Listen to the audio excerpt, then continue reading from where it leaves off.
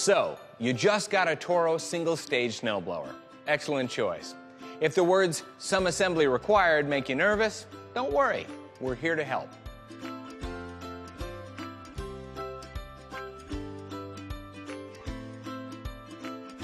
Before you get started, be sure to read the operator's manual for complete assembly instructions.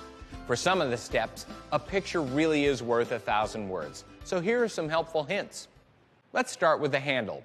Once you have this placed in its full upright position, be sure the bolts and washers are fitted correctly, and tighten the handle knobs securely. This is important because if the handle comes loose during operation, you could strip the threads, making it hard and even unsafe to use your snowblower. Also, make sure that the control cable is routed outside the handle and not pinched or kinked. Okay, let's install the discharge chute. This procedure may look a little different depending on the model you own, but the important thing is don't over-tighten the screws or bolts that you use to attach the chute to the machine. That could damage the chute or keep it from turning freely. Some models also have a knob that holds the chute in place during operation. Be sure to install that too. Once everything's assembled, you need to adjust the control cable. This is important because improper adjustment can really affect your snowblower's performance. Here's how to do it. With the engine shut off, move the control bar back toward the handle to remove the slack in the control cable.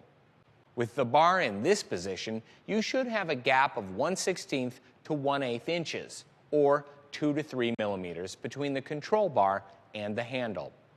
Now, this little bit of slack needs to be there so the rotor blades stop properly. But if there's too much slack or not enough, you'll have to adjust the cable. Move the Z-fitting on the link to a higher or lower hole, whatever's needed to get the desired 1/16 to 1/8 inch gap between the control bar and handle. Be sure to recheck the cable after the first hour of use, since it may loosen up on a new snowblower. Then check it every year before the start of the season. Okay, let's move on. Fill the engine with oil following the instructions in your manual or our changing the oil video. Remember to change your engine oil after the first 2 hours of operation. This is really important to flush out any dirt or particles that may accumulate in a new engine. Okay, now you're ready to test your new snowblower. Be sure to add Toro premium fuel treatment to your fuel and only add the bare minimum to your tank for your test run. This is important because fuel can deteriorate over time and cause complications. Make sure your tank is dry when you store it so your snowblower will be ready to start right up when you need it most.